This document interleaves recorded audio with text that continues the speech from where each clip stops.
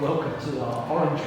Thank you. A lovely, exquisite place. Yes, yeah. Where's the tea and scones? That's what we need. Yeah. Well, I'll put an order in, I think. So, tell us about,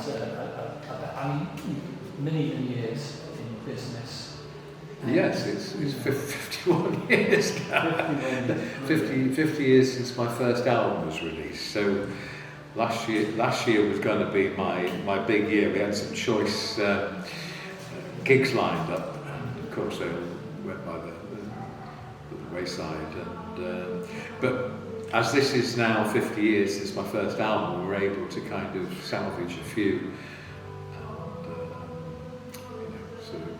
That as a bit of a celebration. In fact, in a couple of weeks' time, we're doing the King's Place in London. And, looking forward to that. Yeah, I am actually. Yes. It's going to be sort of.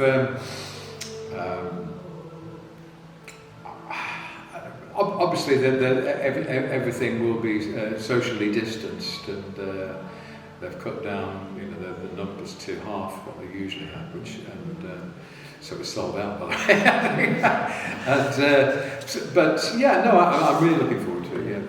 Yeah. Now, tell me, in all of that time, with all of that experience, how has your songwriting changed over those years? Do you feel that there's any difference? Yeah. I mean, the first songs were very much in the first person about my own experiences. Not that I'd had many experiences really in that time. So probably a few of them were fabrications, which projecting how I would react in a given situation some of them I was right actually. The projections were quite right. Came true. Yeah, basically. I learned the hard way. Ouch. I then started in about the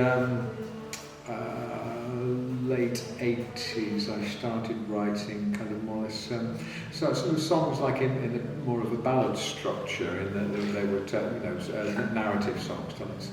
There's one called Slip Jigs and Reels, which is tells a story.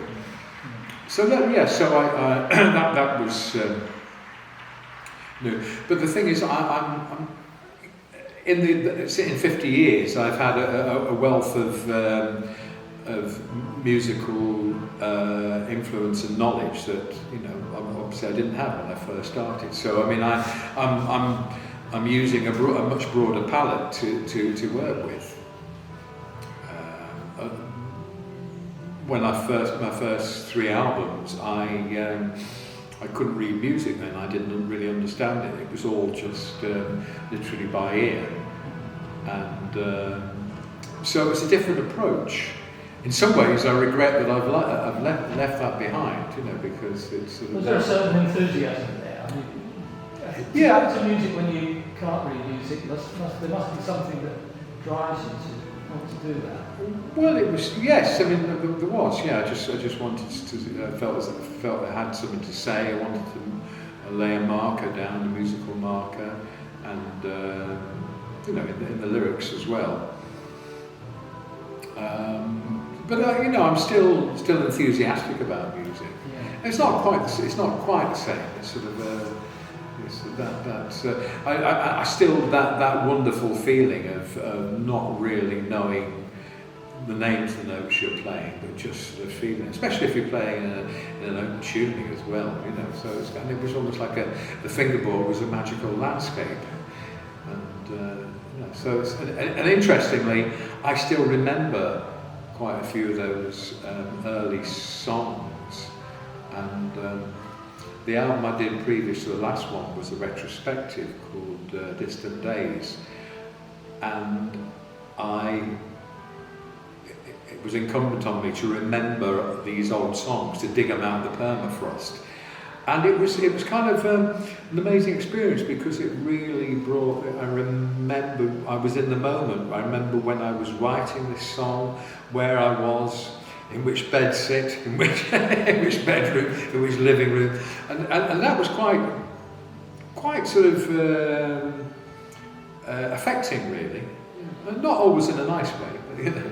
You said on stage that you were taken to Crete by the song that you played.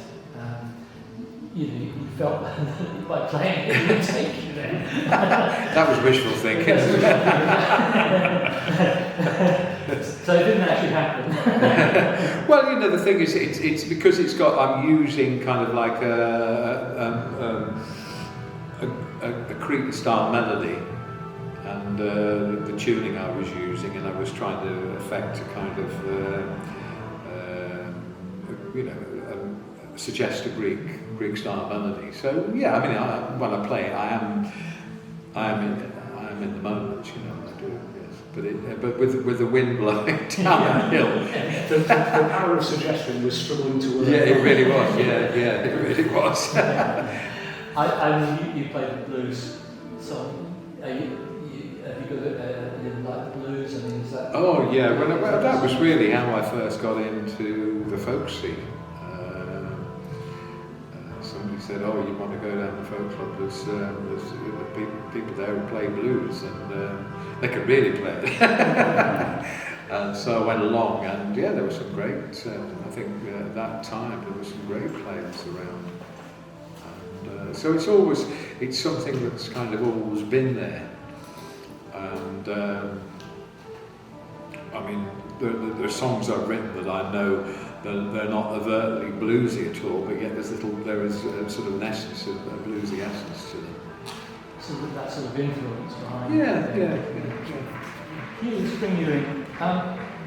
What's your background in music?